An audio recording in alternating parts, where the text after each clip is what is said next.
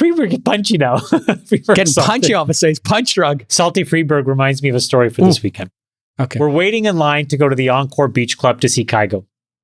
Ooh, and Kygo. Me and Freeberg are at the back of the line. Everybody else has gotten through. All you guys are filtering into the booth. Kygo was tight. And Freeberg has, they say, take out your pockets. So I put on my phone. That's all I have, my key card.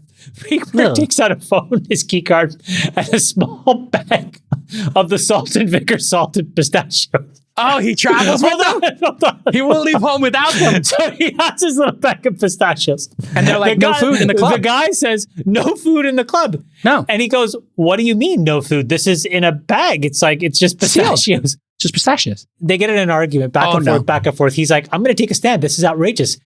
I said, Freeberg, come on, let's just go. So we go inside. This is where he takes a stand. And then he's like, can you believe it? They took my fucking pistachios. Like, these were my pistachios. He's tilted. He's tilted. Easily tilted. And then on the way out, he's like, if I see that guy eating these pistachios, I thought, this is a fucking Curb Your Enthusiasm skit right here. Where they're like, are those my pistachios? He's salty about those salty pistachios. That guy was walking through the casino later eating the pistachios. I fell in love with Freeberg this weekend. I had so much fun with this fucking guy. Oh my God. There he is in the club. He was living his best life in the club. Nick, show the bigger picture. Nick, just zoom out so you can see. Oh, there I am. Yeah, I'm right next to him.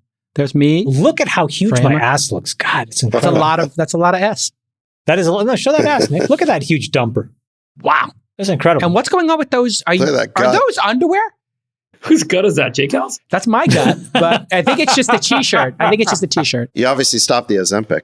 Yeah, totally. No, I'm still sideways. 175. You put it right back on, didn't you? Nope. You stopped the Ozempic and it came right back. Vegas was so fun. I got to say, I give a shout out to those guys that run that Delilah joint. I think that's like the best new restaurant. That is a really great place. A little loud. I wish it would just go like one notch lower on the volume for the old people. Well, that's because we're old. A good scene. Once you hit 50, all the clubs are too old. Let your winners ride. Rain Man David Sachs. And instead, we open source it to the fans, and they've just gone crazy with it. Love you, Bestie. Queen of Quinoa. With us again on the All In podcast, the architect himself, crazy hair doesn't care, David Sachs. Freeberg is committing suicide in the bottom of a pool. Apparently, he just cannot take all the adulation and insight. No, that's a Leaving Las Vegas scene. Exactly. That's you leaving Vegas down 150 dimes, which you could have given to DeSantis like Sachs did. And hot off of his wonderful weekend, the afterglow of Vegas, Chamath Palihapitiya. We went to Vegas to play cards. It was a wonderful weekend. We had a great time. Everybody bonded. A lot of laughs were had. Wonderful time. Wonderful time. I got into craps. I was never a craps guy, but I had one of those. How great was Jay Callan craps? Oh my God. I had a 40 die roll run. It was incredible. There's something about that game that is like super addicting to me. Oh, when you just go on a 40 die roll. Oh, I think craps really is one of the best gambling games ever created. So exciting. It's so exciting. It's so exciting. I just like hitting the hard ways and then the feature bets. Those are such leaky bets, no? But when they hit, they're just so fun. Wow, when they hit, all the dopamine gets released. Loved it. I spiked aces for the max bet. It was like, I saw that. You put 500 on it. Yeah, they only let me bet 500, but I bet 31 to 1 on aces. They hit it. Table went crazy when that 15 dimes were pushed. Speaking about pushing 150 dimes, Sachs, you've been getting a lot of press for being the architect. I saw some stories. Let me ask you a question. Total fake news. All fake news. We know that. Everybody's emailing me to try to get answers about you. I just CC you on this, but the press has been trying to cover your role architecting the Ron DeSantis presidential race. We talked about it last week. What's to cover? We did. Well, the press wants to know what 150 dime skis is. They could look it up in the Urban Dictionary. I think that would be easier. But let me ask you a question about your giving strategy or your donation strategy. I noticed that you're donating to RFK for president and you're donating to Ron DeSantis. Are you donating to any other presidential candidates? And why are you betting both sides of the aisle? This is confusing to me. I thought you wanted one side to win. I mean, I've already explained this on previous pods. I don't know the answer. What's the simplest way to understand my political giving is just to watch the All In pod. And I always end up describing who I'm supporting and why and which causes on the pod first. And then I back it up. I put my money where my mouth is. So there's no mystery. There's no like backroom deals going on. It's just me writing checks in support of things I've almost always already talked about on the pod. Okay. So what about this question of betting both sides? So you're betting for both teams in a basketball series. Like I don't know. I don't understand that. Well, I've said that it's not competitive at this point. I've said that I would support RFK Jr. for the Democratic Party nomination, and I support DeSantis on the Republican side. There's no contradiction. I guess if they both made it to the general, then I'd have a real dilemma. But let's face it, they're both underdogs in their lane. Okay. It'd be a high-class problem to have if it ended up being a DeSantis-Kennedy race instead of a Biden-Trump repeat. Well, I mean, I've played blackjack with you, and you do play multiple hands at once. So I guess this does track. It's not enough action for you to just play one hand. I don't really see a contradiction there. Right now, there's a Trump-DeSantis race going on, and there's a Biden-Kennedy race going on. Okay. Now, you hold a lot of fundraisers. Chamath and I are actually doing an event for Bobby Kennedy soon, in the next 2 weeks. Got it. Let's go to you, Chamath. Well, I think it's important to just acknowledge an uncomfortable truth. And I come at it from a person who's independent. I'm not registered Democrat or Republican, but I've donated millions of dollars to the Democrats in the last couple of cycles. But I'm concerned about Joe Biden's mental acuity. And recently, when you look at how the White House behaves, the thing that I'm worried about is that there's almost like this sensation that there's a shadow government that's actually running the country. And we didn't elect any of those people. And this is nothing to say anything bad about Janet Yellen or Jeff Zients or anybody else. But I think it's very important to acknowledge that, other presidents have typically seen turnover in the highest ranks of government every 2 years or so. And there's been incredible consistency. Now, one could say, well, that's a good thing. The other side of it is, well, that's what allows more vibrancy in government and to make sure that the president remains always in charge. And so I think it's very important in this moment where we have a president who's 82 odd years old or however old he is. We need to have the chance, the American public, to re-underwrite his mental acuity. And I think that's a judgment that we should all be allowed to make. And I think the fairest way to do that is to field a candidate who can be on the debate stage with him and who can actually just go toe-to-toe on the critical issues so that we, as an American electorate, can decide for ourselves, where does this issue land? Is he mentally super sharp and ready to go for another 4 years, in which case a lot of folks will support him? Or is this a moment where we actually need to be very responsible at the future of the country and not create some puppet government situation? I don't think it's funny that we have this Weekend at Bernie's-like meme that goes around about him. This is the president of the United States. It's the most important person in the world. We can't be in a situation where that is a 30% probability that people joke about. So my support of Bobby Kennedy is in part because what I've heard from him, I find intriguing. But the more important thing is somebody needs to be in the arena on the Democratic side and put to test this mental acuity construct here and get us to an answer.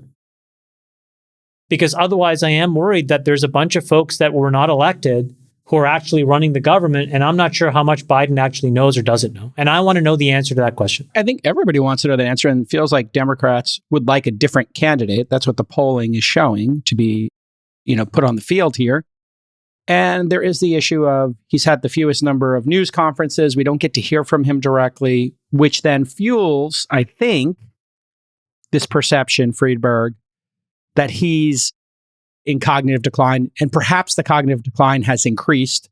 Republicans love to, and the right love to, make these images of him confused on stage. Who knows if he's actually confused or if those are being selectively edited, but it certainly doesn't look good when you don't put the person out there to face the music and to take hard questions, I can't imagine he would do very well in a town hall or in an extended number of debates. And so this is the thing that I find truly scary is if the guy can't make it through the debates and he can't debate RFK and 10 other people and he can't do news conferences and we haven't heard directly from him or had him like face some really hard questioning. He did one thing on MSNBC or CNN and it was so pathetically sycophantic and it looked like it was highly edited. I kind of like the host who did it. I'll pull up her name in a minute. I forgot her name right now.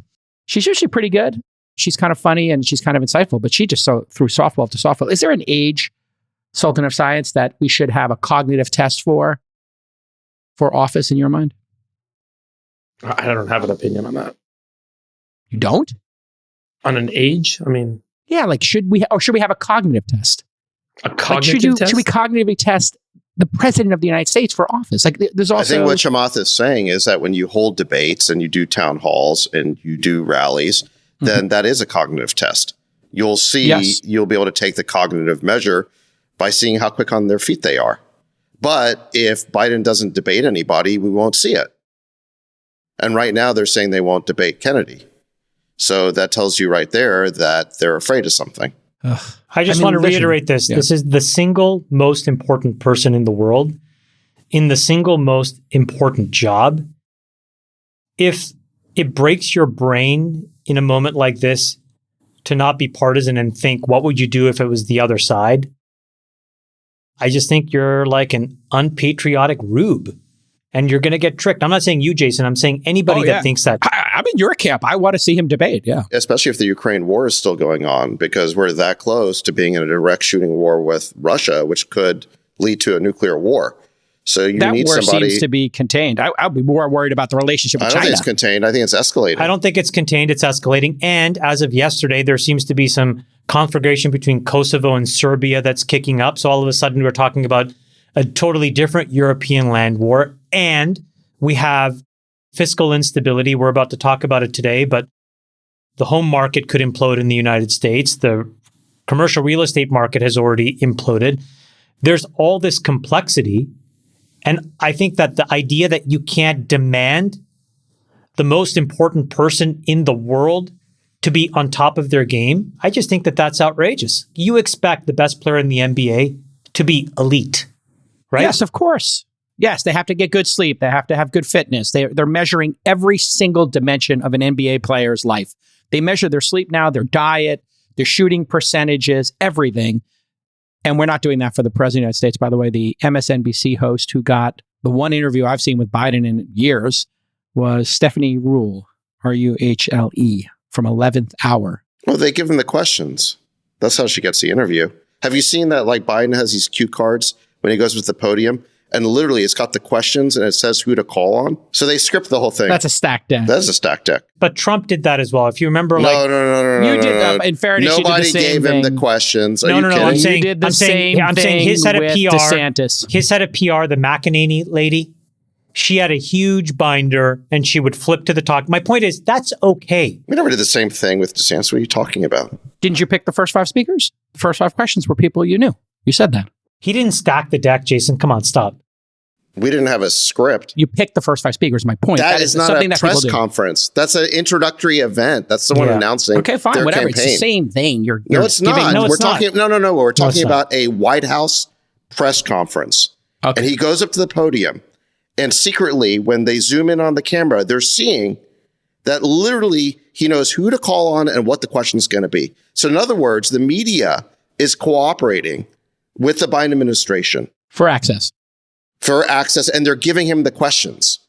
All right. Anyway, let's move on. I think it's very important to just acknowledge that you're trying to normalize it by comparing it to a completely different kind of event. I am saying that is something. They never did that with Trump. They never give Trump the questions. Well, Are you Trump kidding? loves to mix it up. I mean, that's why he's winning. That's how you know he's still mentally fit. I mean, a mentally unfit Trump would be a scary proposition. You may or may not like his personality or temperament, but no one is accusing him of being senile.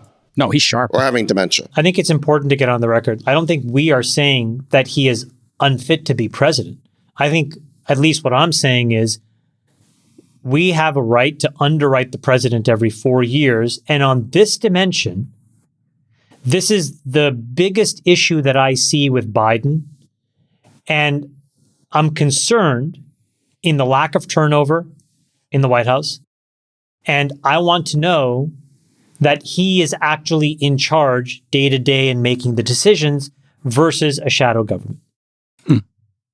That's all I want to know. And I want to see him live on the debate stage so that he can validate that he is firmly on the controls. 100% of Americans want this. The only people who don't want it is people who are in power, who are part of his group.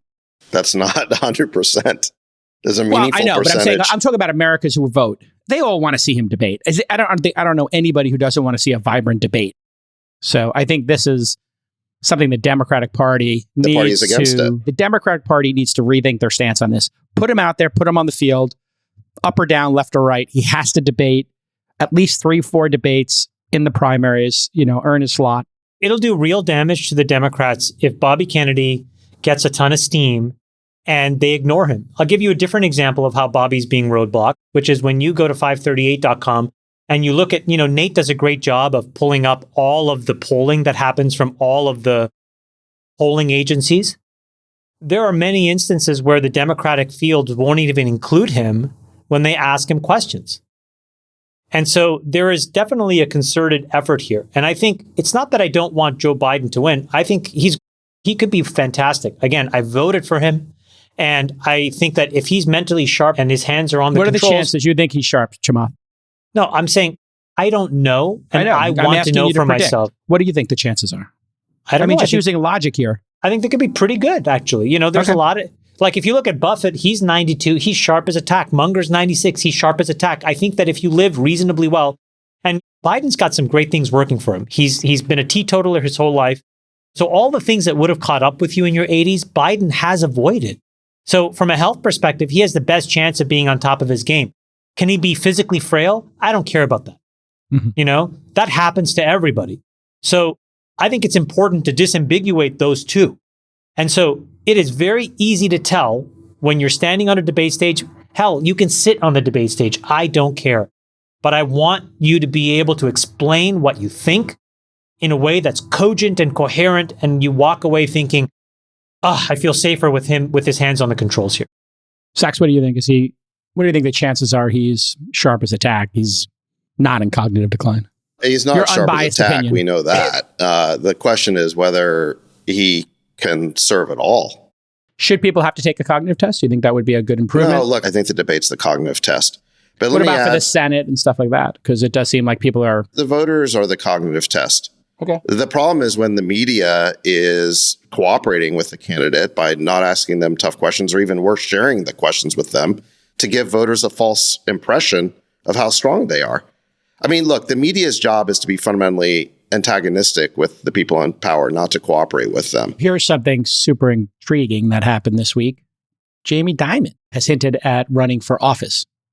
Bill Ackman made a case for him to run for president in 2024. This is getting a lot of steam all of a sudden. People are talking about it on CNBC, and it's trending on Twitter.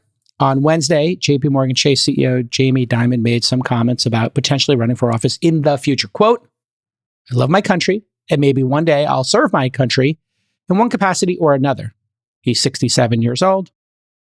If you didn't know that. Bill Ackman tweeted his support for Dimon running as a Dem against Biden. Ackman put out a number of compelling points. Dimon is one of the world's most respected business leaders. That's true. Politically centrist, pro-business, pro-free enterprise. All true. Supportive of well-designed social programs and rational tax policies that can help the less fortunate, smart, thoughtful, pragmatic. Knows how to bring opposing parties together. Highly respected by right, left, and center. I think that's also true. Superbly managed JP Morgan through every crisis. Quote, no bullshit, straight talking, charismatic leader with an enormous grasp of the world's issues and how to address them. Chamath, I'll just ask it to you plainly. If you had 3 choices or 4 choices, Trump, DeSantis, Biden, and the Jedi, Jamie Dimon, stack rank those for us. Rank them. Who do you got? Who do you vote for? Those are your 4 choices. Probably Jamie Dimon 1. Okay. DeSantis 2. Okay. And Trump and Biden, it's a bit of a tie. Bit of a tie. Garbage. Okay. Not garbage. Don't say that, but Okay. It's a bit of a tie. I mean, it's two people that nobody wants to vote for, it seems, wants to run. I personally believe that the era of septuagenarians and octogenarians should come to an end in terms of their ability to run this country. I want that transition. Now, Jamie is 67, but he's still much younger than these two other guys. And again, 14, I go back 15 years is a lot. It's a lot. And vitality, energy. This matters. And I think that he is a very competent, economic, rational actor. So it would be interesting to see. I mean, look, the reality is, if I had to be really honest with you, I think that what we should do is keep chipping away at the establishment and how they pick candidates. It's going to be a slow process. But I think in 10 or 15 years, the real thing that we should all do is, if there's enough citizen journalism, that we should really just change the Constitution so that we can allow people that have been here for 25 plus years, that have paid all their taxes, that have followed all the rules, to run for president. Oh. And then we could actually we could vote Elon in and just have him clean it up the way he's cleaning up everything else. Honestly, why not just do that? I mean, who would not want that? Sachs, let me ask you to stack rank, and then we'll get to the change in the Constitution issue, which is, that is a Hail Mary. How would you rank those four? I think that we have run out of topics to talk about if Bill Ackman's latest political brain fart is a major topic of conversation. Brain fart.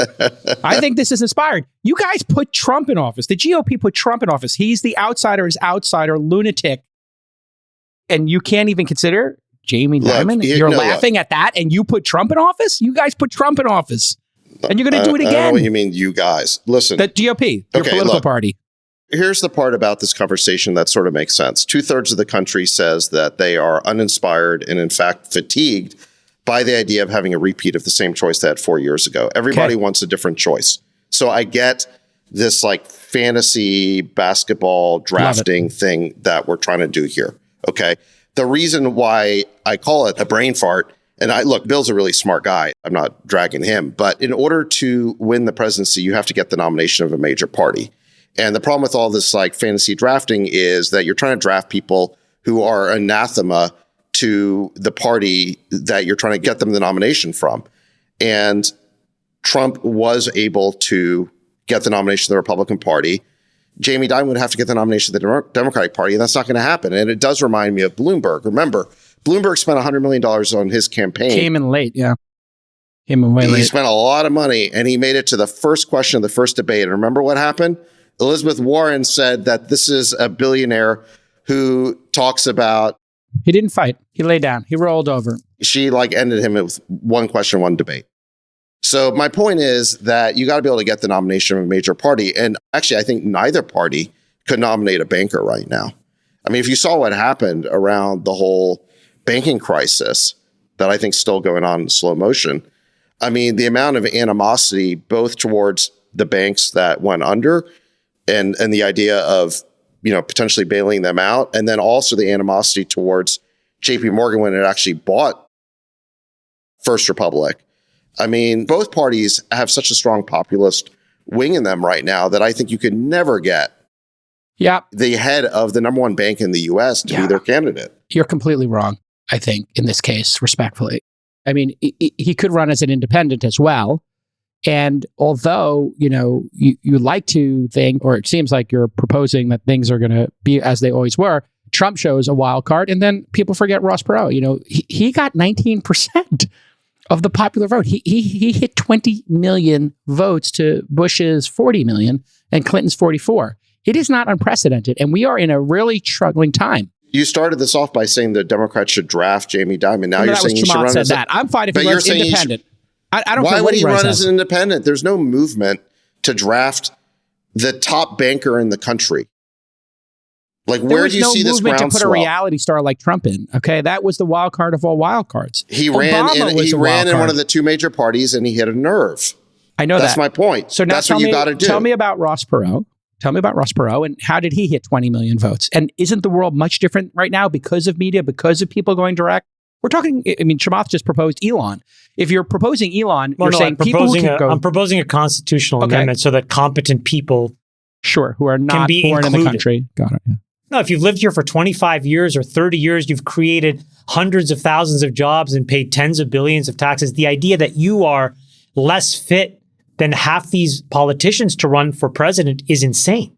Okay, that's a different question. What do you That's think stupid. about that? That idea Sachs? is Do you stupid. think we should change the Constitution and allow non-nationals to run for president?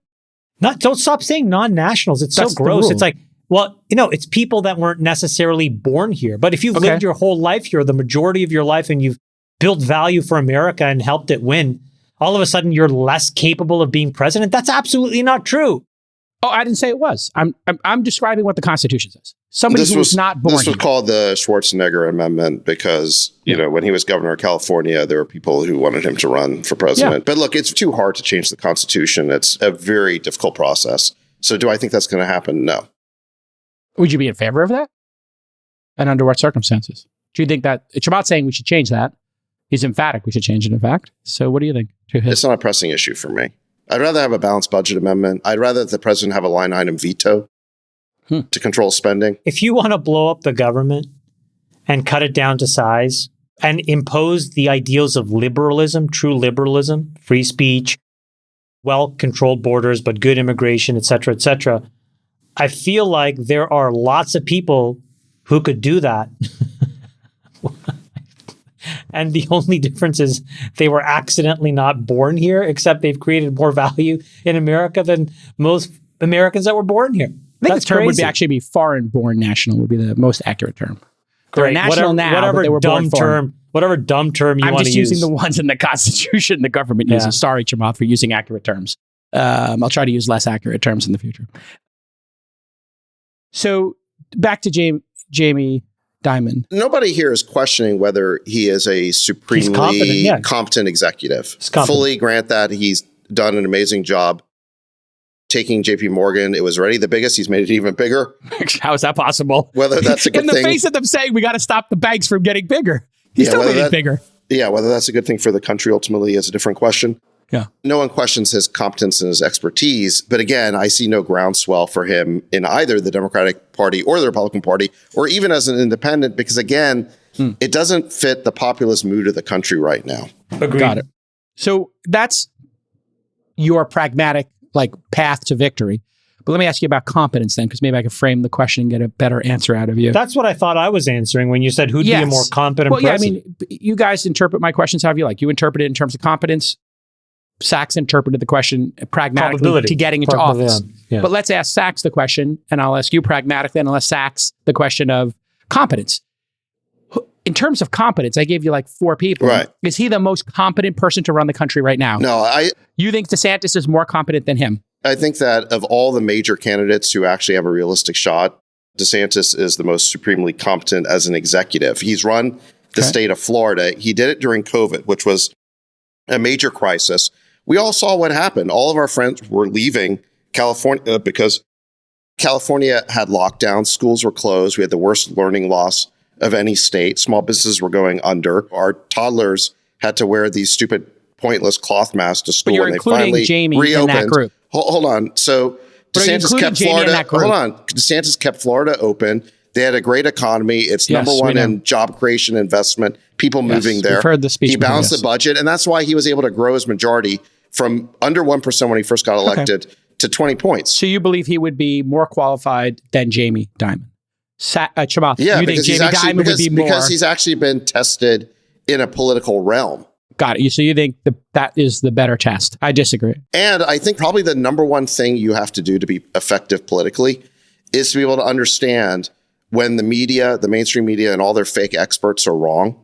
Mm-hmm. Because that's why the country's in such a mess. We keep listening to all these fake experts who are wrong about everything, including COVID. Did Trump do a good job as president in your mind? He listened to the fake experts. He had Fauci in there.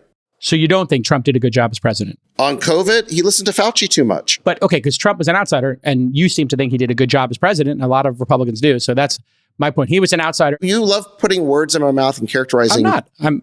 I'm asking if you don't do a good job or not. In ways that I never quite said. Okay, I'm just asking you. I think that Trump did a number of good things in office. For example, he kept us out of foreign wars. Great. And I think the economy was pretty good until COVID. But yeah, he had no political But I would say experience. there were 2 big Achilles heels. One was we had huge deficits and debt during Trump. And the other was, once COVID happened, he listened to Fauci. All right. And Fauci was driving the train during COVID and gave us the lockdowns. And then Trump never fired Fauci. And on Trump's last day in office, Gave him a medal. he gave him a medal. Insane.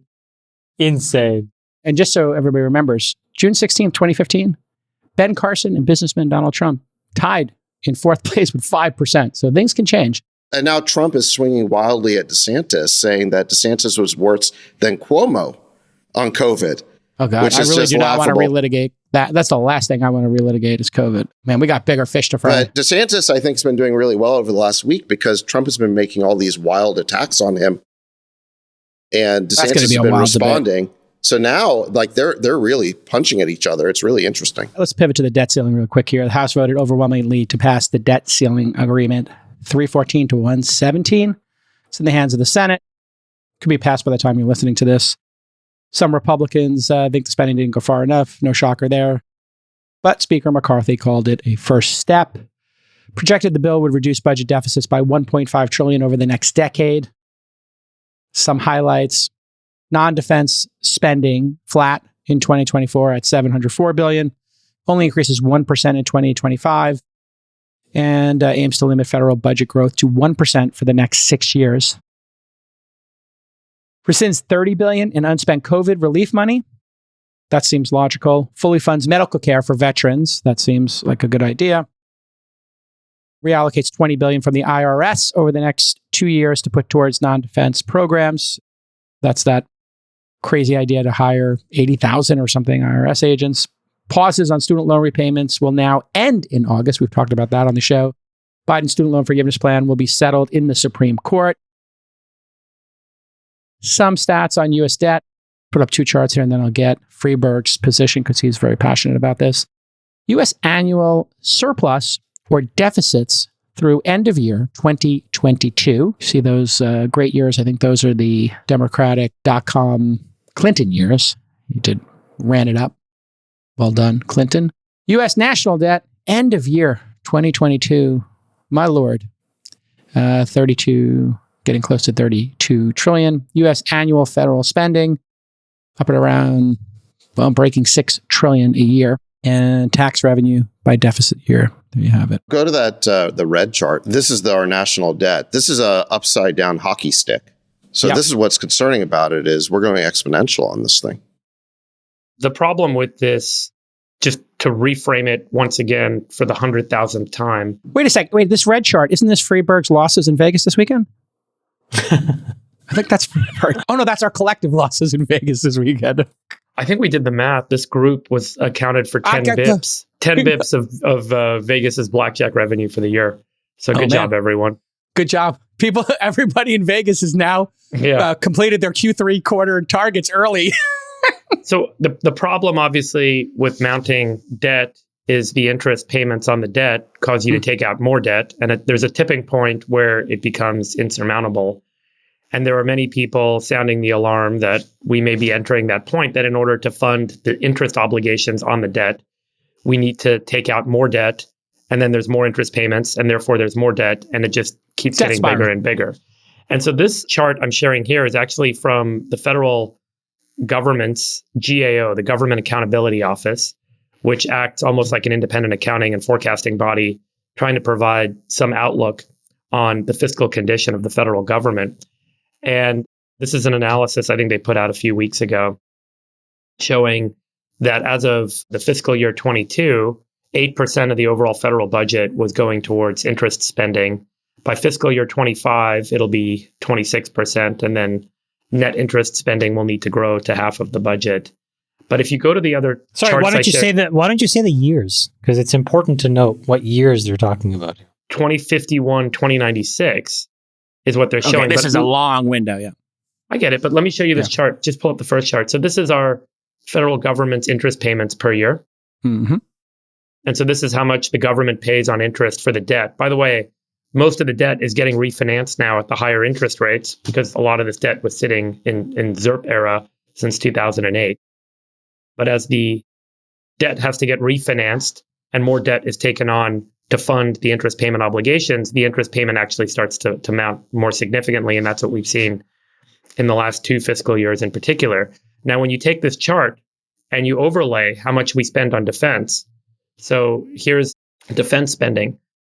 We are, I think as of this month or last month, now spending more.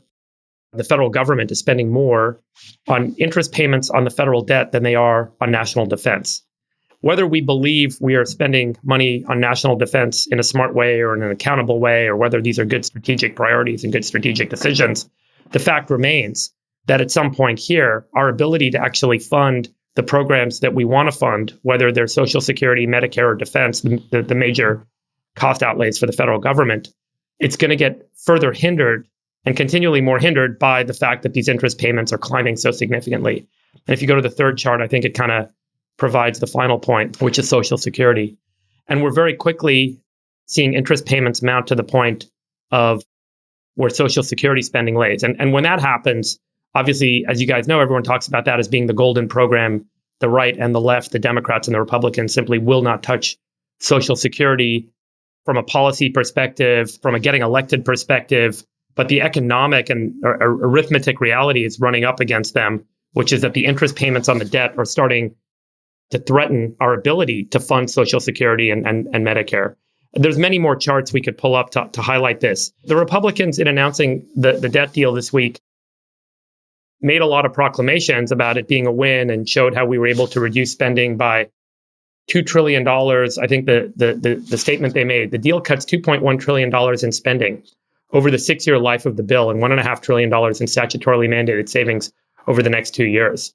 $2.1 trillion over 6 years. Remember, we're talking about a $7 trillion per year budget. So that's $42 trillion over those 6 years. We're cutting $2 trillion of 42. So it's a 5% impact. It's a start. It's a start, but what leverage do they have now?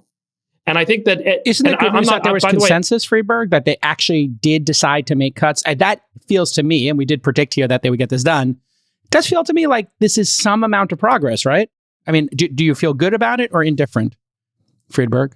I think you guys know. I think that we have to tackle the structural problem of revenue, spending, interest rates.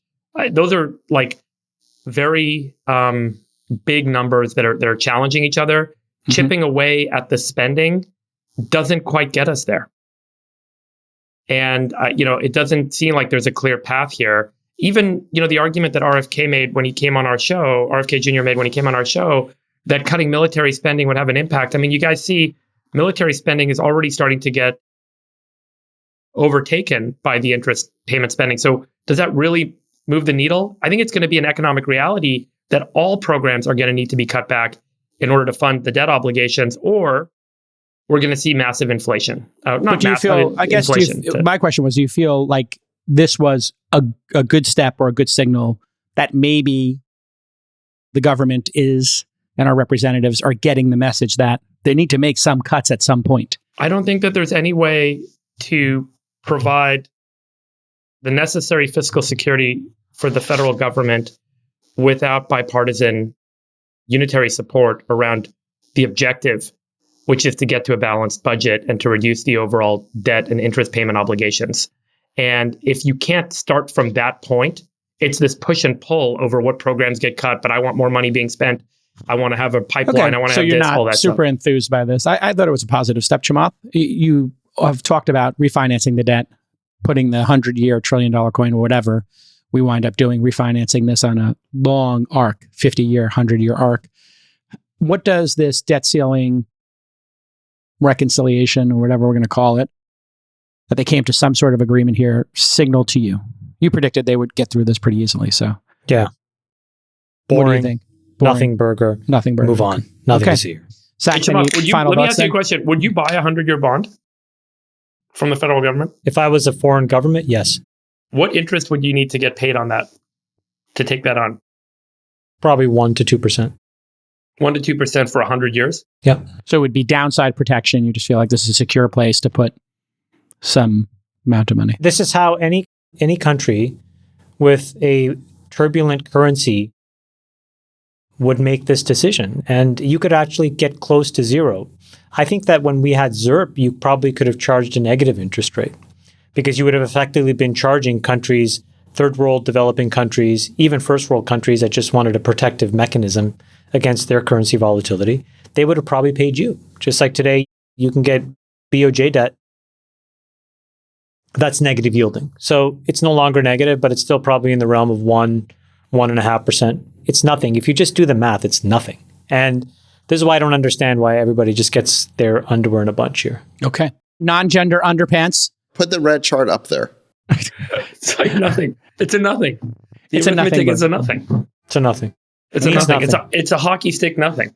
Means nothing. I think you guys... What you see here is an accelerating problem. Yeah, cut revenue. The debt is getting bigger and bigger at the same time that foreign governments and investors in general don't want to fund our debt. So therefore, interest rates will rise. Our interest costs will keep going up. That's not why interest rates are going up.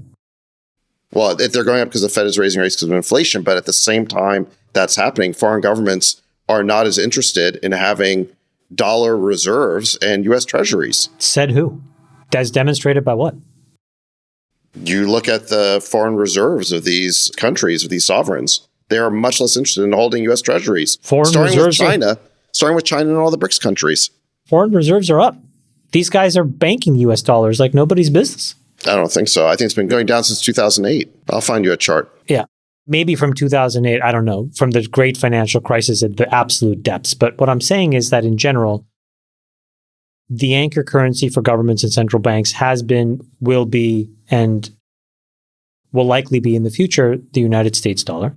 And we get back to the circular argument, which is, I don't think it's possible for politicians to cut expenses.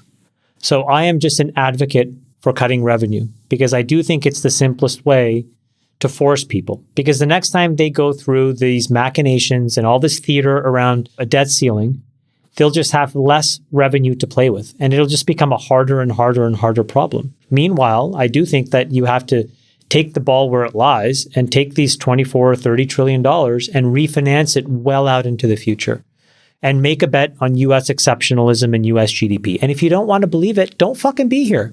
Move to some other country where you think it's so much better and go do it there. But Chamath, what if the market's not there? What if the buyers are not there and you're wrong? Sure. I mean, you know what? An asteroid could hit the Earth in the next day. We could talk about all kinds of long-tail consequences, but you have to be able to probably weight these things and then spend your time thinking about the things that are more probabilistic and be able to compartmentalize the anxiety of the less probabilistic things. So I think that could there be a scenario where there is no interest? Sure. Is there one? No, because you see every day the government's in the market doing auctions and there is a robust demand for United States government debt. And until there isn't, this argument is specious. And all I would tell you is just keep trying, put out more, try a 45-euro bond and see how it feels like. Try a 50-euro. You don't have to do 100 if it makes you too anxious. That's fine. Let me just ask you, at some point, if the market isn't there, the buyers are not there, then... Yeah, but you know, I get it, but let's just go through the analysis because I know that you think it's a zero chance, but if it's as low probability, do you agree that the severity is high? That the significance of that being the case? I am not going to give an iota of breath to a long tail 5 sigma outcome. It is a waste of time. Okay. Because it occupies, and I'll tell you why I don't do it. It occupies my mind share, which takes away from me figuring out how to make money and win on the field today. So I have, Let's go. I wake in a 24-hour day. Okay, just to give you a sense of it, I sleep for 8. I'm eating for another 1 or 2, all this bullshit. I have 4 or 5 hours a day of useful thinking time. And I try to think of the belly of the probable. And I try to compartmentalize these dumb long tail sigma events because it distracts me from making money and winning.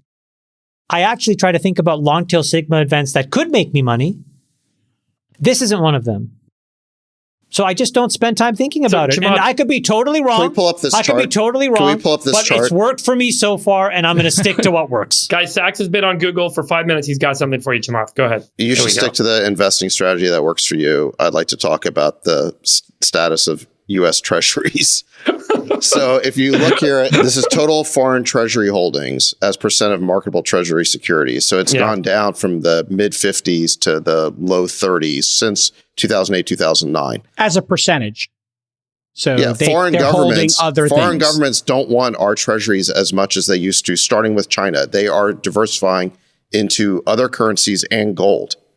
And there are a bunch of good reasons for that. By the way, this comes from a blog, which is really interesting. It's a crypto guy named Arthur Hayes. And this is actually a pretty interesting piece called Exit Liquidity.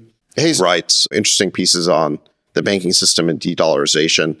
He's got a little bit of a doomer thesis with respect to the US dollar. Obviously he's pro-Bitcoin. His views are sort of similar to Balaji's. But in any event, I think one of the points he makes that's really interesting is that if you're to zoom out 30,000 feet and think about the regime that we had during, let's call it the unipolar moment, where China and the United States were strong trading partners and we had this close relationship with them. The way the global economy worked is that China would sell goods to the United States. They would have huge trade surpluses. And then they would take those dollars and they'd use some of them to buy raw materials like energy. That was called the petrodollar. And then they would take other dollars, their surplus, and instead of repatriating at home, they would have to have then converted that money into RMB and brought it home. They didn't do that. That actually would have increased the value of their currency, thereby making their export less attractive. This is why they're accused of currency manipulation. They took their surplus dollars and bought U.S. assets, mainly U.S. treasuries.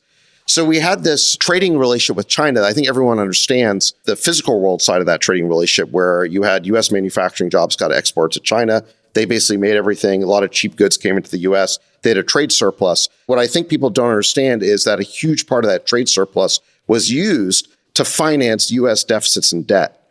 And so you had this like cozy relationship between U.S. elites, U.S. politicians and China, where they got to rack up these huge deficits. The government got to spend a lot of money and China would fund it very cheaply. But now that's all ended. That's stopped because we're basically starting to decouple from China. So China doesn't want to do its business in dollars if they don't have to. Obviously, for the products they sell at the U.S., they'll take dollars. But they're already trying to do as many transactions as they can, buying oil, for example, or energy in RMB. I don't want to dispute this chart because this chart is true, but it's a small part of how the entire puzzle works. And so this is a Bitcoin maximalist who cherry picks a few data points to try to make a point. But if you look at the IMF data, and I put it to you in the group chat, you can't just look at US Treasury securities. You have to look at actual absolute dollar reserves. And when you look at that over time, it hasn't fluctuated that much. And so for all the dopes that don't understand how this shit works, it's not just securities, it's actually also money. And the actual amount of US dollar money hasn't changed that much. Gone between 60 and 70% since 1999 on this chart. I just find this argument, again, one of these long sigma arguments that are anxiety riddled, and I just don't want to waste my time thinking about it because it'll distract me from winning on the field today. You got to be able to block things out if you want to be a capital allocator. I agree. But an interesting discussion nonetheless. I don't think these things are just noise. I think you're seeing a trend. I mean, look how many headlines there are about the BRICS countries getting together and starting to transact in currencies other than dollars. Yeah, you know what? Those are very cherry-picked as well. And you said before you don't trust the press. So you trust the press on these headlines all of a sudden? I don't think that that's actually... I don't think anyone's disputing the fact that China and Saudi Arabia and China and Brazil are doing energy transactions in RMB. I think it's very tiny. They're putting all their money into venture capital in the West, private equity in the West, real estate in the West. Who is? The Middle East. That's where they're focusing their energy. There's a different issue. Look, no one is disputing the fact that China and the BRICS countries more generally are trying to create a trading bloc that is not dependent on the US dollar. I think it's and they are gradually. That's not saber rattling. It's like I think it is. I think they're trying happening. to just let the US know, like, hey, we have other options here. And I think it's China just trying to.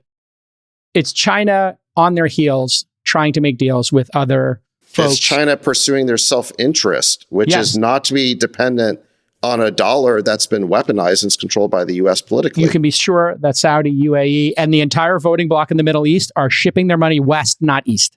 I think you have a very accurate assessment of what China wants, but it doesn't mean it's going to happen. And I think you have to make a bet. Do you think it's going to happen or not? I bet it's not going to happen. And I think the reason, and I've said this before, is China is in a demographic time bomb, and that will dominate everything else. That is a country that is imploding.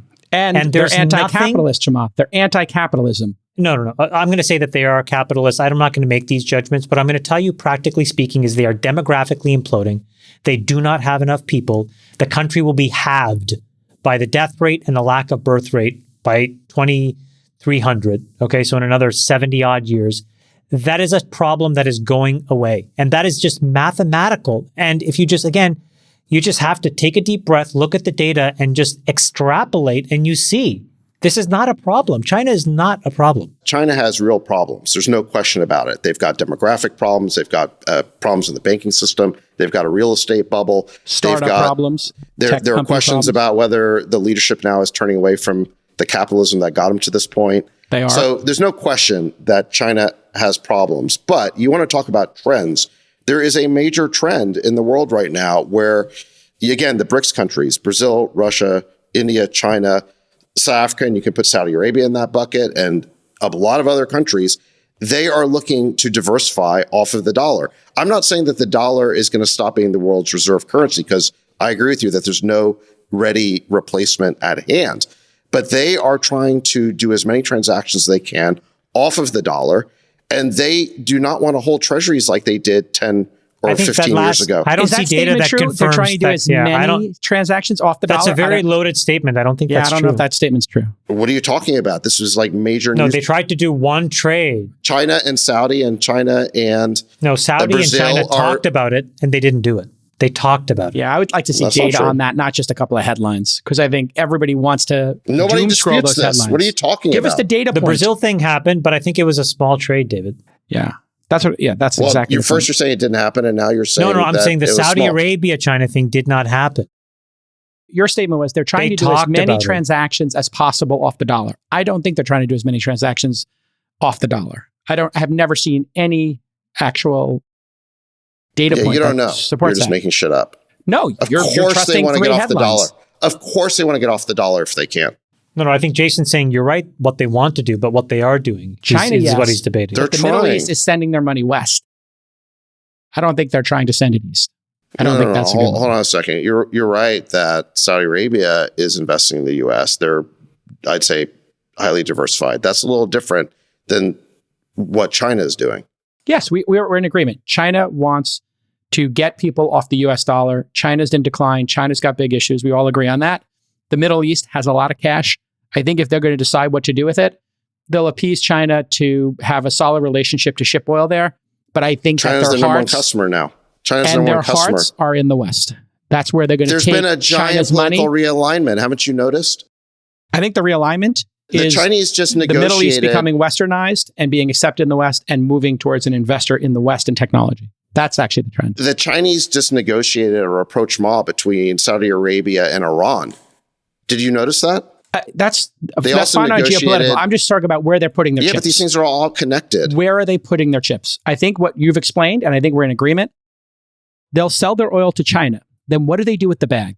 They take that same bag and they want to put it towards the West. It's even worse. Again, the thing is, even if you settle a trade in the yuan, I think you guys keep forgetting this key thing, which is the yuan is pegged to the US dollar. So it is a proxy dollar. So if you really want to decouple, you first have to let this currency free float. They have no desire to let them do that, especially in a moment where they're economically imploding internally. So again, you go back to the circular argument where everything goes back to the dollar. So yes, they're saber rattling. Sachs, I acknowledge what you're saying. I think you're totally right that they would love a free floating currency. The Chinese would love. And they want that free floating currency to not be pegged to the dollar. But right now, they have kept it pegged to the dollar. So even if I they just do Googled it, that and it says it's not. It it says is pegged. It is pegged I to the just dollar. Googled, is yuan pegged to USD? And it says the Chinese yuan is not pegged to the US dollar. It was pegged from 94 to 2005. But in 2005, China made its currency a floating exchange currency. It is not a floating currency. Yeah, and then do you trust, who's Well, right? I think it's highly manipulated. I agree Yes. with that, but I don't think it's pegged. It's not a floating currency. It is not a free floating currency. China controls the exchange rate between themselves and the US dollar. Let's move on. I think we've covered this. It'd be actually one thing that might be You're interesting just to in talk denial about. of reality. You have no basis Which for reality? declaring that things like the moves that China is making with Brazil and Saudi Arabia, you're just declaring that to be fake news. Nobody's saying fake news. We're saying it's happening, but it's probably minor, and it's probably more described as saber Probably. rattling, What's your basis for believing that? because we have no evidence to prove that it's occurring. We just have a couple of headlines and some small. But I mean, where is it? I mean, all we're seeing is the money in Saudi Arabia is they're selling oil to China. Correct. They're doing deals there. And then they're taking that money and then they want to invest it in the West. Who are you talking about? The other thing to keep in mind is that the Saudi riyal is pegged as well to the US dollar. And that's been there since, I think, the mid-'80s. So China is a very opaque, manipulated currency market where they keep the dollar-yuan spread quite fixed. On the other side, Saudi has kept the same peg, 3.75 to the dollar, since the mid-'80s. So again, it all just goes back to the US dollar. It's all proxies for the dollar. So there's some symbolic value, I suppose, in trading in yuan. But everything goes back to the dollar because that's what it's measured in. And so I suppose this is not symbolic. What's happening is deeply geopolitical. You've got a couple of things going on. One is that the U.S. has now instituted sanctions on over 40 countries. Moreover, the whole world saw that in the case of Russia, we froze their foreign reserves and basically seized the property of their oligarchs. So if you're an oligarch in the Middle East, you think you want to keep all of your money and all of your reserves in dollars. You understand that the dollar's been weaponized and it's a political instrument in the United States. That's just a fact. So you're going to look to diversify. You're going to look to put your money in gold. You're going to look to put your money in other currencies. Is there, like I said, a currency at hand that's ready to be a replacement for the US dollar? No. And it can't be the yuan. They don't have an open capital So who account. would it be? Where would you diversify? If you were the CIO, where would you diversify? Well, what I would do if I were the Secretary of the Treasury of China is I would say that, okay, for the exports to the US, we're going to keep getting dollars and we'll do something with those dollars. But for everybody else, we're going to try and do as many transactions in RMB as possible. But what about the sellers of oil to China? What would they do? They get RMB. So you would tell Those them are exactly to keep, the trades that we're talking about. you tell them to hold renminbi over US and euro. China is seeking to pay Saudi Arabia We and understand Brazil. that. If you were the CIO, You actually don't understand it. I do understand. Let me I explain literally how it understand it. works. What I'm asking you is, Let me would explain you how it as works. let me ask you a question. Would you as CIO of Saudi or UAE, would you want to keep renminbi? Would you want to keep euros or US dollars? Where would you want to keep your money? And the question is, if they sell that, would they want to keep it in renminbi? I don't think they would want to keep the yuan. Honestly, to answer your question, I want to put it in gold. That's You where I would wouldn't put in it. gold. I You would. I'd put it You in would. gold. Okay. Here's what China is proposing. Okay. They're saying to Saudi Arabia and Brazil, we're going to pay you for your oil in RMB. And then you are going to take that RMB and you can buy our products. Yeah. Because again, we make everything. We're the factory of the world. Yep. And if you still have a surplus after that, you can settle that surplus in gold because Beijing has a very liquid, gold exchange market. They're giving them That's it. Amazon gift That's what they're cards. proposing. Here's your gift cards. Yeah. Spend It's in our not gift factories. cards. 2 data points on this, Sachs, that I just read. It's in this Barron's article that I included. Nick, you may just want to link to it in the show notes, which I thought was pretty good. SWIFT, which is sort of like the international payments backbone.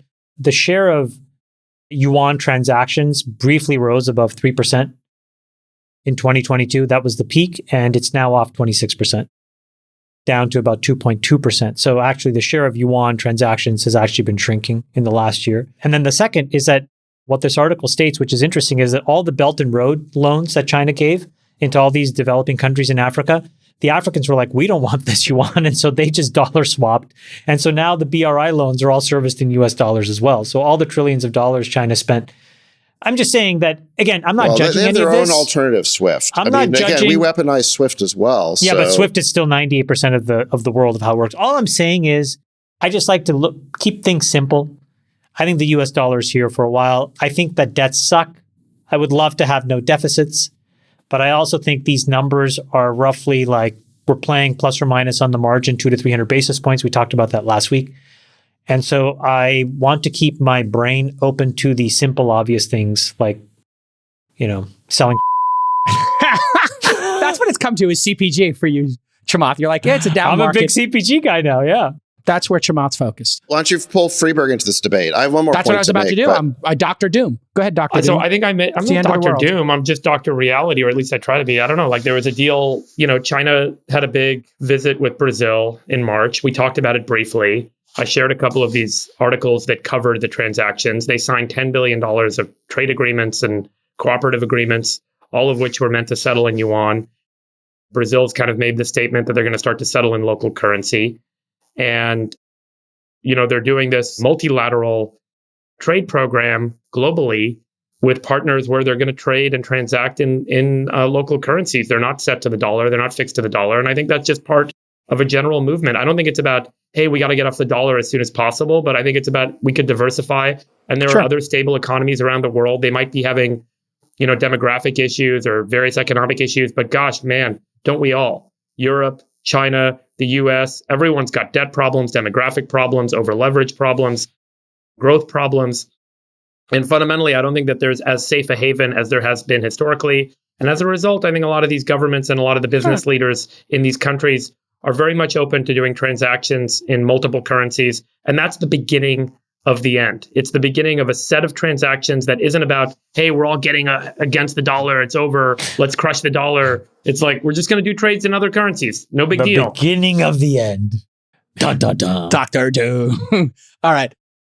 Shout out Ray Dalio. End of the empire. It's the end of the dominance, right? It's the end of You've every been talking trade. about the end of the dominance, and China imploded during that same time period. So forgive me, I still believe in American Here's exceptionalism. another article from American Bloomberg. exceptionalism wins. Here's another article from Bloomberg. BRICS, this is from April 24th. All of a sudden, this guy loves the mainstream BRICS media. draws membership bids from 19 nations for summit. Listen, JCal, I'm fine. If you want to say this is fake news, go for it. Are you saying No, I'm not saying it's fake news. It's just funny how you're like, believe it's fake news, Well, no, and then when it serves your argument, you're all in. I need information about the world. When they write an article about me that's completely made up, I'm going to call it fake news. Why are you treating like every press article is like the same? That makes no sense. By the way, it does make sense for the BRICS to expand, right, Sachs? Because it's like, if NATO was purely an economic organization, that's probably what BRICS evolves into over time. And it makes a ton of sense for them to do it. They're creating a competing... China's setting up an alternative to the IMF. That's right. They've got this alternative to the IMF that they're setting up that's not dollar denominated. And they've got 7 nations in this thing now. It's and by the way, Jason, when I say the beginning of the end, I don't mean the end of the world or the end of the US. The US will continue to be the innovation hub of the world. The US will continue to have freedom and civil rights that no other country can parallel. The US is an incredible place to live, better than anywhere else on earth. But the economic status of the US, given how we have spent money and how we continue to operate our federal government with this extraordinary deficit and debt spiral problem, means that other people have to be protective of their currencies and their assets in a way that's thoughtful. It doesn't necessarily mean it's all over and everything, but the dominance that the U.S. has had economically. You can already see this in all the trade barriers and tariffs that are going up, the decoupling that's going on. Look, the United States set up a system of global free trade, basically in 1945.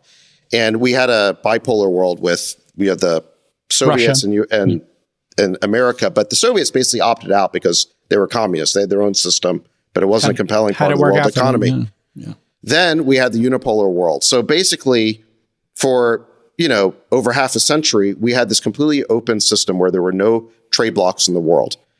Now we are seeing the rise of trade blocks with multipolarity. Yes. The U.S. is pursuing a contradictory policy because on the one hand, hold on, here's the contradiction. On the one hand, we run these massive deficits and debt. So we are a debtor nation who needs to make its debt attractive to debt holders, or our interest rates are going to keep going up. Okay. So that's on the one hand. On the other hand, we are doing things like weaponizing the dollar and weaponizing SWIFT and imposing sanctions and engaging in geopolitical fights that are highly antagonistic to the nations that are our would-be holders of our debt. So one of those two things has got to give. Either we reduce our debt and our deficits and the need. This is not a stable situation. We continue to issue, somewhere between 1 and 2 trillion a year of new government debt.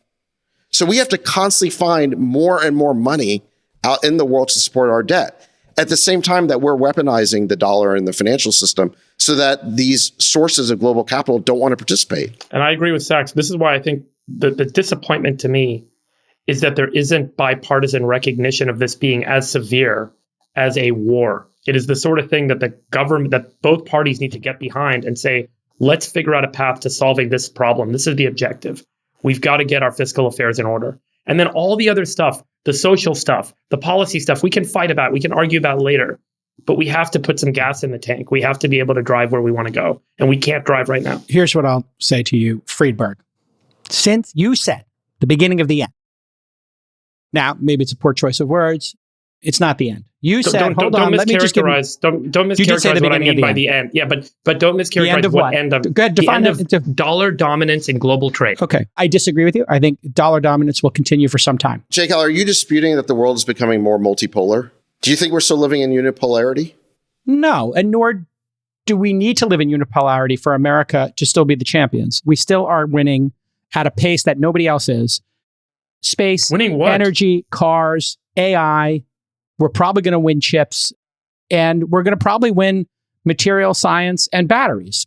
And we're obviously going to win biotech. We're winning in every one of these categories. We're the clear winner. The only thing we're not the clear winner in is factories and mass producing schlocky stuff that's sold on Amazon. China's completely imploded, and the Middle East is taking their last 20 or 30 years of capital, and they're investing it in the West, in space, energy, cars, AI, chips, basic materials, batteries, all the stuff that's happening here on our shores. We are in the most winning position we've probably ever been in as a country.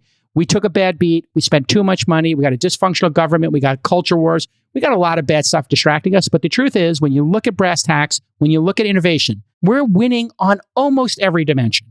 We're just a little caught up in the fog of culture wars and, thinking that we're going to be dominant and perfect in terms of our budget. We do have to fix our budget. We all agree on that. But we are winning, and China is currently stalled out. And it's because of freedom. It's because we support entrepreneurs. It's because of the basic human freedoms we have. You two guys are Dr. Doom. This is so stupid. I'm hopping off. I'm done with this. You just strike my shit out of this episode. I'm You done. can strike whatever you want. Is there anything else you want to talk about today? Because I'm done. This is Gonna dumb. be done. I'd want to talk about Nvidia, but I don't know if you guys... I'm sick of being characterized as Dr. Doom, J. Cal. It's fucking stupid. You're starting at the beginning of the end. We want to have a God. real conversation We are about having like a real fucking conversation. matters Now rebut it. instead of your Rebut what I said. extreme like. Rebut what I said. I'm not That's being how it fucking works. extreme. I'm trying to have like an actual disciplined conversation about where things ahead. are going. Respond And it's to what not I black said. and white. It's not about, oh my God, the US is going to Go win ahead. and everyone else is going to lose. It's not a win-lose situation. We cannot afford to continue to spend the way we're spending with our federal government. That's it. I agree with that. We have to But solve I that think we're still problem. winning on And all as these a- other dimensions. So why are we winning? That's not the conversation. Why is The that federal conversation? government is different from U.S. innovation. There's a difference. The federal government These is are where the two- where voters elect to tax and spend. And voters elect people to create a system that can legally go in and take assets and spend assets and borrow money. And we've done it in an extent now that is becoming almost a runaway train. It is a problem. We saw the negative red chart that Sachs had you pull up several times. That has nothing to do with U.S. dominance and fucking electronics and chips and biotech and all this other sort of stuff. We have a problem with how we spend money at the federal level. I agree with that. That's the But I conversation. believe that the dominance that we have in entrepreneurship in every one of these categories is what will pull us out of this. The free enterprise system is a wonderful system that produces a lot of good prosperity for America. Okay, that's great. I agree with that. And it remains to be seen if China can sustain its remarkable economic growth that it's had over the last few decades. So that remains to be seen. However, the United States is behaving like a late stage empire, and that is separate from the system that got us here. We have unsustainable fiscal deficits. We spend way too much money that we don't have. We have an uncontrolled southern border. Our cities are in decline. We've got hundreds of thousands of people living on the streets. Have you seen it? We look like a third world country. There's three or four cities that's insane. We are meddling in countries all over the world, engaging in wars or proxy wars. We are behaving like a late stage empire. So, J-Cal, it's true that the United States has a wonderful system, and that's what got us here. It got us to unipolarity, where we're the world's only superpower. But now we're in a world in which other countries are rising too. It's more multipolar. Agreed. And whether we continue our dominance will depend on whether we make the right decisions right now. And right now, we are not making the right decisions. Adding $2 trillion to the debt in peacetime a year makes no sense. Yeah. You're a little Rand. It's like Wile E. Coyote going off the cliff and pretending like if he just doesn't look down, there's nothing to worry about. I have said from the beginning, we need to get spending under control. But I am also incredibly enthusiastic about how we're performing in innovation and capitalism right now. It is off the charts how well this country is doing on those dimensions. Chamath, you have any thoughts while we wrap up this segment? No, I think we ended up conflating a bunch of issues into one. I'll just say what I've said before, which is that the United States is kind of the simplest, safest bet, and that these decisions are made on a relative basis. China, unfortunately for them, has a huge demographic problem that will diminish them economically. And you're already starting to see it, but it's going to get really exacerbated in the next 10 or 15 years. That's just the mathematical reality for a country that has literally zero immigration and no solution. Europe is not in a very great situation. And the only place that's really firing on all cylinders is India. But it has a long way to go to build the infrastructure that can really scale and make it as predictable as the United States. Could it do it? I think so, but it's going to take a long time. 50, 60, 100 years of investment. So I don't know. I just kind of like try to simplify for myself. I think the US will be fine. I think the dollar will be fine. I don't think it's right to spend this much, but I think that politicians are incapable of cutting expenses. And so I would like to cut their revenues. That's it.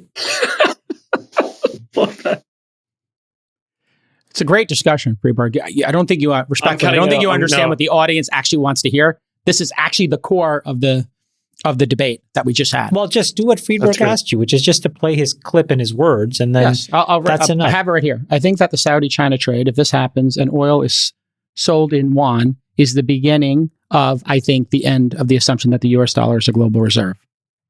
That's all. Yeah, that's what you said. That was your prediction. That you said it's the beginning of the end. You've said it twice now. So if you don't believe it's the beginning of the end, it's fine. Of the US dollar as a global reserve yes, currency. You believe that it's the US dollar will not be the global reserve. You've said it twice. Yeah. And I disagree. I think that will remain the global reserve for our lifetime. That's all.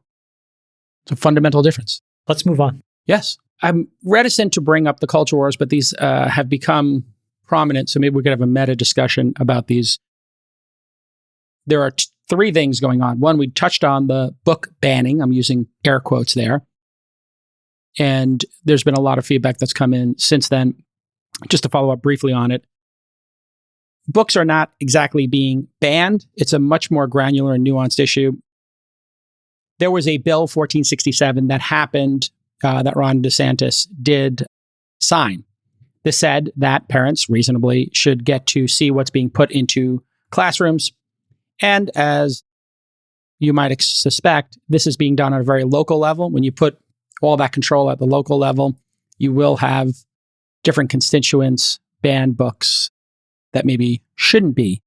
Some of them are obvious ones that were too graphic, that I think most parents would agree shouldn't be in a school library. Other ones were horror books or young adult books. You can look at all this stuff. Just search for PEN Banned Books Report, PEN America. And there are instances of books that shouldn't be banned, being banned, and instances of books that we'd all agree on. But it is not exactly book banning. It's letting each of the school districts make their own decisions. And they're not going to make perfect decisions when you put them out in the edges. So just to make that super clear. I think you're right to focus on the terminology here, because this is a question of what is put in the school library. That's it. So that's not a ban. Right. A ban would be if you couldn't purchase the book for yourself, for your kids. Any parent can buy any book they want in Florida. We do have an issue, I think, with the curriculum, where really important classic books are being removed from the curriculum for political reasons, mainly in California. Books like To Kill a Mockingbird or Huck Finn. Yeah, that was weird. They're being removed because they're being accused of being racist, even though the whole point of those books is to, I think, call it out and teach kids about racism. Yes. So there's a lot of stupid things happening from the left in terms of removing books from the curriculum, which I think is a much bigger deal than removing books from a school library. There's also things happening with Ian Fleming's James Bond books being rewritten, posthumously, because they're being accused of sexism. Bond girls. Or Roald Dahl's books are being posthumously edited. So books are literally being rewritten in a way that their authors never intended. That is positively Orwellian. That really is close really to wrong. banning That's or really censorship. Wrong. That's really wrong. Now on this DeSantis thing, I mean, look, this is getting to the level now of being a hoax. One of the stories going around is that there was this book of poetry, this totally innocuous book of poetry that was being banned in Florida. And I wanted to find out poem, so I wanted to find out the truth of it. Well, as it turns out, like you said, J. Cal, this is in Miami-Dade School District. A decision was made. This is not by DeSantis. This is made at the level of individual schools, okay? Which are voted on, and their parents on these school boards. So it's going to just follow the demographics of whatever that local community is. Right. So basically what happened is this book of poetry was literally moved from the elementary school library to the middle school library. That's what happened. Yeah. But all of a sudden, this was spun on social media and by the mainstream media as if DeSantis had banned this book of poetry, to the point where Miami-Dade School District had to put out a tweet correcting this. So it never banned or removed. It was just moved from one library to another. I think this is a super interesting point, David, where you and I are in agreement. You and I are both for freedom of speech, and we're big advocates of that. And then there are decisions, and you could reasonably make this decision. Hey, let the parents decide. Great. When you let the parents decide, you have to take into account that these school boards could be hijacked by different groups of people, or they could be very small monocultures of, little towns or cities. Here's the list, by the way. If anybody wants to look at this, you could actually look at the very granular list. Penn America keeps an index of all these. I put the thing in the chat here, and you'll see things in left, right, everybody in between. Some places are banning all the LGBTQ books. Some are banning the critical race books or books by people of color. Other ones are banning, the James Bond novels, etc. So it's a free-for-all of parents executing their rights at a very local level. And, I guess if you want parents to have a say in their schools, it's going to be slightly imperfect and variable. But it's not like some mass censorship going on, but there is censorship going on, I guess, in some ways. The political question is, do you allow government bureaucrats to dictate to parents what their kids are going to see or have access to? And I don't think that's viable. I mean, look, parents could take their kids out of the school and homeschool them if they wanted. Yes. So at the end of the day, so they have that right. So why would you deny parents the right to determine what's in the school library? And it does seem like all of this goes back and by the way, some of these books that have been removed are actually really questionable. Yeah, Lord of the Flies will probably get removed because they don't like somebody being labeled fat. Piggy. No. Piggy? Oh. I just lost the weight. Take it easy. No, I'm saying, right? Like there are some great books that were written in an age where you just say things in a certain way that aren't meant to be offensive, but these books are very powerful. And I don't know about you guys, but I had a bunch of books that I read when I was younger that had a huge impact on me. And then I agree. I don't want those books getting removed from the curriculum. You're right. Lord of the Flies, Lord of the Flies, an incredible To Kill book. a Mockingbird. Those were all important books that I read as part of the curriculum. But all we're talking about, I think, is this very minor issue of what's in the library. Obviously, the parents should get to decide. And some of the things that have been removed from the library are pretty out there. Like, for example, there was one book that was educating kids on like how to get a Grindr date, which they're not even supposed to be able to do, right? Like Grindr's for 18 and up. There are other topics that like suicide and harm and other ones. When do you introduce that to a child? Is that something that's third grade or, a suicide discussion? When should that reasonably occur? This is a crazy question, but I'll ask it to you guys. I would rather Lord of the Flies be removed from a library than edited, because then at least there's a different place where you can get the original book. Oh, for sure. The idea 100%. of editing a book is so insane. It's so mind control. Yeah. It's really bad. That idea is very, very bad, because you're reading something thinking that this is what the author intended, and all of a sudden it's been manipulated by some rando false expert under some guise that you had no decision making in. That's really bad. What's really, I think, important of this discussion is how the press frames something, how politicians frame them, and then how they're actually executed on the ground can be very different. So this has become a Rorschach test for what cause you back. And when you actually look at just the list, you'll see people in California, people in Colorado banning, quote unquote banning, or just not including certain books in libraries. It's parents having age-old debates about when do you introduce certain topics to your kids. That's your job as a parent. What happens in the library is going to be variable. All right, Nvidia is going for vertical integration. They unveiled their GPU, CPU super chip called Grace Hopper, after the Navy Admiral, obviously. Nvidia Grace GPU uses 72 ARM Neoverse V2 CPU cores, whatever that means. Each CPU can deliver up to 370 score on a spec crate 2017 int base, whatever that means. I'm sorry, I'm not familiar with all the benchmark Listening to tests Jay these days. Callaghan I stopped doing technical those. is the peak of humor on the show. Go ahead, No, Jay I mean, Callaghan. listen, if we're talking about Pentium chips, I could have kept up here, but I haven't kept up with this since the Pentium 90s. chips. We're talking about the Intel inside Pentium chips. Yes, I did keep up with chip stuff. I'm Jay sorry I Cal, didn't tell keep us up with about chip InfiniBand. architecture. Yeah. Yeah, no, I mean, when we got past gigabit, I stopped. I think what's really interesting here is this is a really important moment where like that design, that Grace Hopper design, which is basically a massive system on chip. It's an entire rig. It's a GPU and CPU and memory and interconnects. This is like them going for the jugular. And this is what's crazy in a moment like this. Like that is basically them trying to create an absolute monopoly. Because if you have these rigs, and these rigs are the most capable for learning, and you have their SDK CUDA, which is becoming the de facto software layer now that you use to write to their H100s or Grace Hopper when it's available, and the A100s, that could create a level of lock-in that I think people should be thinking about. So if you're the hyperscalers like Amazon and Google and Microsoft, what is your reaction to this? If you're Facebook, what is your reaction to this? And I think it's really important because if these guys continue to innovate at this scale, you're not going to have any alternatives.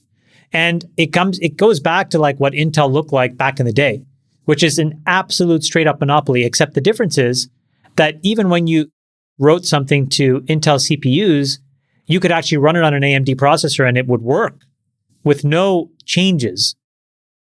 But that's not necessarily the same. So if you go from an A100 to something else, an FPGA or some other silicon, you have to translate the model. And so it's very important to understand that there's no extensibility here. So like if Nvidia continues to drive this quickly and continues to execute like this, it's a one and done, one company monopoly in AI at the hardware layer. And I think that people are probably thinking about how to blunt that competitive outcome.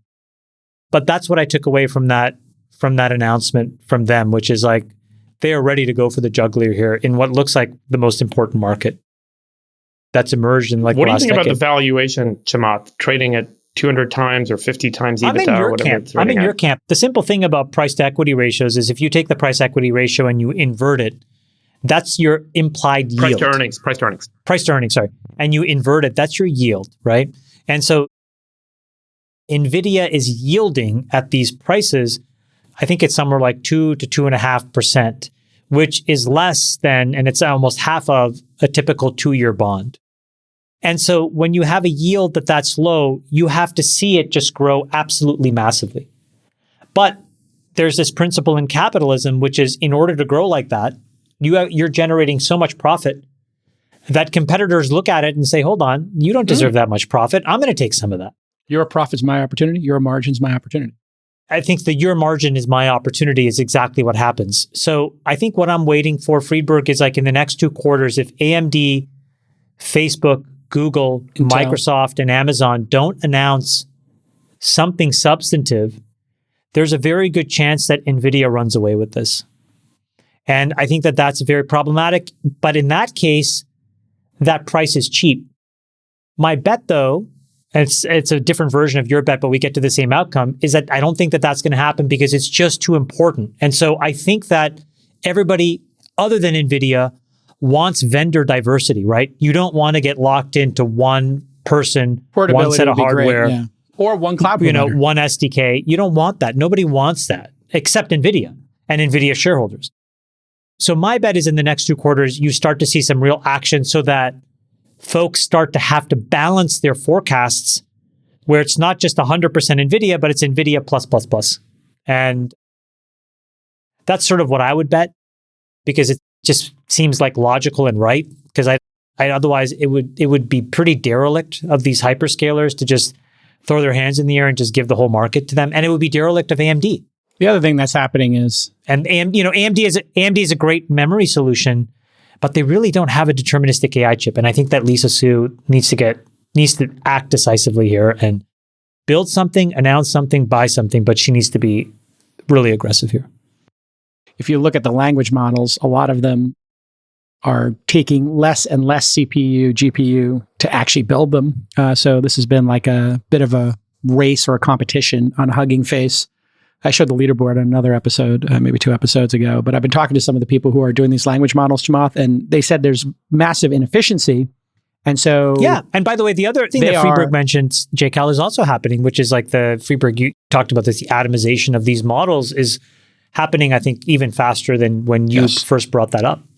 Yeah. So what took $2 or $3 million last year is now taking $200,000 just through software improvements and code improvements. Crazy. And now they're thinking a number of, the other thing people are coming to is because of so much, what's the term, hallucinations that people are using? Because of the hallucinations, people are making narrower models that are deeper in legal or just, Stack Overflow, just core, or just a vertical in core.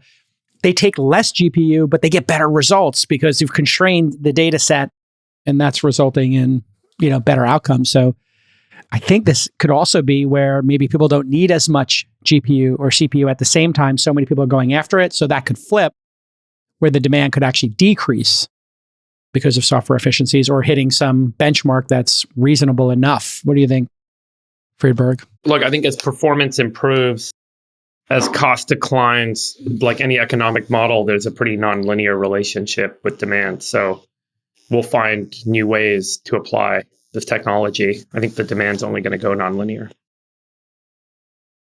The other thing that's happening is people are starting to build, like Mosaic ML, they're building cloud-independent models. So you can take the same model, build it on your own proprietary personal cloud, not educate ChatGPT-4, not educate Bard, but do it with your own model. And then you can move it from parameter Azure. reduction and fine-tuning seems to get to the point that we can run these things on small machines cheaply, quickly, and it'll change the applications. You're saying run inference cheaper, not run training. Run inference. That's right. Oh no, this is not good. Biden just had a big fall on stage at the U.S. Air Force Academy graduation. Oh no, I think he'll be okay. But whoa, it's not like he fell off the stage; he just tripped. No, he did. Ooh, it doesn't look good, but he could have broke something. Well, I hope he's okay. I hope he's okay. Yeah. I mean, we just had this whole talk about it. Yeah. I mean, it's just. But again, I think these kinds of physical things are normal, and I think people need to be much more empathetic about that kind of stuff. I mean, he was riding a bike over the summer last year, I remember. And he looked great. Yeah, look, I mean, FDR was in a wheelchair. So I don't care about that. All I care about is mental acuity. Yeah. Me too. Hope he's okay. By the way, I want him to be well enough to run because I'm scared of some of the other Democratic candidates they might put up. Say more. Like, I don't want to get a President Newsom or a President Harris. I mean, I don't think Biden is very good, but I think he's better than Harris or Newsom. Biden drops out. Who's the lead candidate in your mind? RFK. Really? Wow. I would prefer RFK to Biden, but I think what will happen if Biden drops out is we'll get a flood of establishment Democrat candidates in the race. Newsom, maybe J.B. Pritzker, Harris for sure. There's a lot of differences between the left and the right, but the one similarity is that there's a large amount of voters in both of those blocks who don't fundamentally like these establishment candidates. And I think that sentiment is exactly the same. And so, you can have a pro-Trump wave on the right, just like you could have a pro-RFK wave on the left. And they are solidified by the same idea, which is, I think you're going to see more and more outsiders have a chance through the nomination process to get in. I think the Democrat Party will stop it. I mean, they shut down Bernie Sanders. Remember that? It was Sanders against Hillary Clinton. And they shivved him. They rigged the primary against him. Wait, am I allowed to use that word? Oh, I think they just labeled the episode. No, but look, I mean, the establishment in the Democratic Party has a huge influence over the outcome because they control the superdelegates, right? They'll never. Wouldn't Newsom supercharge the Republican base? I mean, being like a coastal elite and what's happened with San Francisco and LA, I think that just drives out the Trump voters in a massive way. That I said like over a year ago, I thought that that 2024 would be a Newsom DeSantis race. I still think there's like a 20% chance of that. Wow, that would be wild. It'd be wild. Maybe 10%. What about Joe Manchin? What's the story there? Anybody have any insights on Joe Manchin? We had a phenomenal dinner at my house last week. He is so charming. What? Okay. So what? You knew this. What are you talking about? I don't know if you publicly disclosed it or not. Well, it's already happened. We had a we had a Say fabulous dinner, and he met a lot of people here, and he's amazing. Did Sachs come to that And dinner? Heather and Heather's amazing. Heather's amazing too. His daughter, who she ran, I think it was Mylan Pharmaceutical, incredible executive. Joe Manchin would jump in, yeah? You think, Chamath? Manchin's fabulous. If Biden wasn't in, Joe Manchin would jump in, you think? I don't know. Percentage chance? I don't want to speculate on anything like that, but I think he's an amazing American patriot. Is that your guy, Freeberg? Would you go Joe Manchin because he wants to control spending? I don't know enough. All right.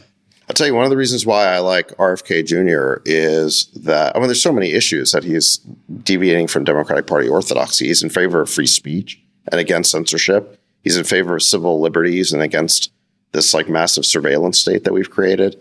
And on foreign policy, he wants to end all the crazy wars. And I would say that of all the candidates I've heard, he understands the situation in Ukraine the most deeply.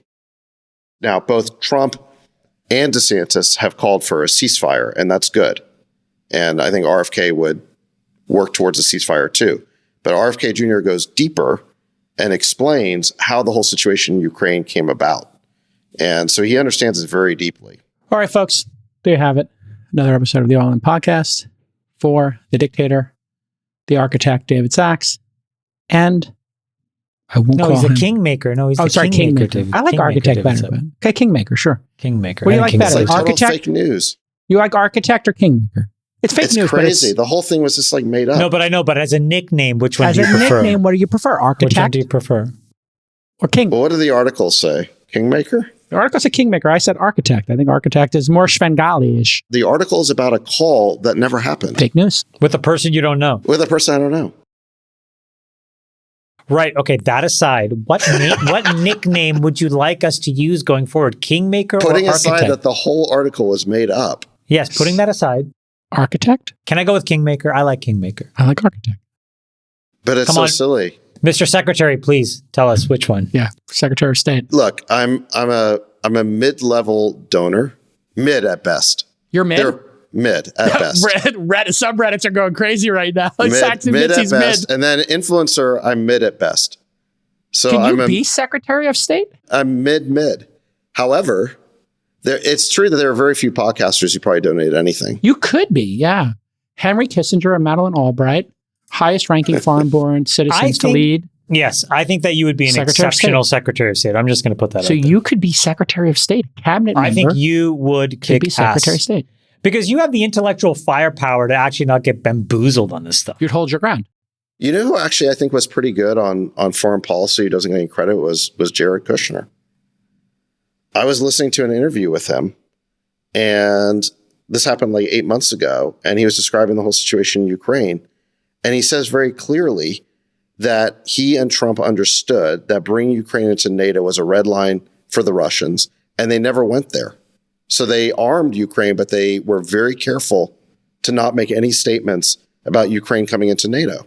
He understood that that was a serious provocation. I'll post the interview in the chat.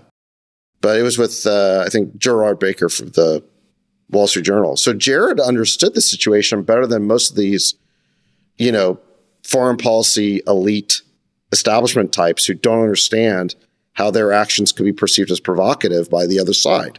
Well, he sure secured the bag after getting out of that gig. $2 billion. Oof. And he got the Abraham Accords done. And now Biden's just flushed it down the toilet because he's alienated the Saudis so much they've gone to the Chinese. I mean, the fact that there's flights between Israel and the Middle East nations now, and they seem to have a common It's pretty awesome. enemy in Jake, Iran. I don't think you It's pretty understand how much Biden has alienated the Saudis. great. Biden wouldn't shake the man's hand. What was the point of that? I'm not in favor of Biden's. Oh, yeah. What was that? Like a fist bump? Or The they had fist a bump.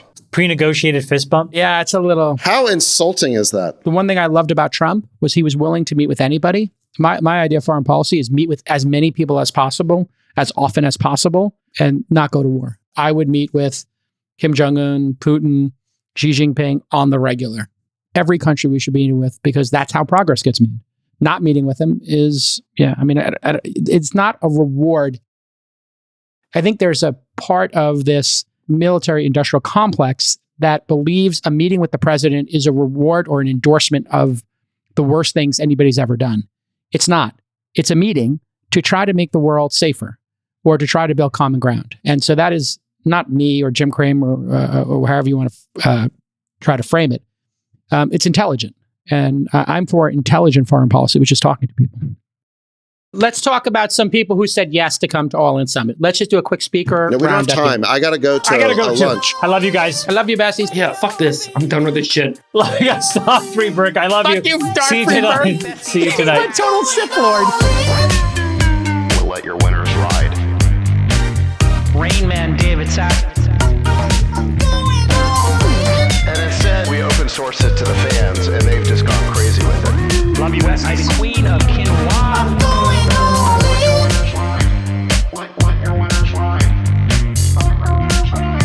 Besties are back. That's my dog taking a notice in your driveway. Oh, man. My haberdasher will meet me at Clinton. We should all just get a room and just have one big huge orgy because they're all just useless. It's like this sexual tension that they just need to release somehow. Wet your beak. Wet your beak. Your feet. That's gonna be good. We need to get merch. Besties are back. Going all in.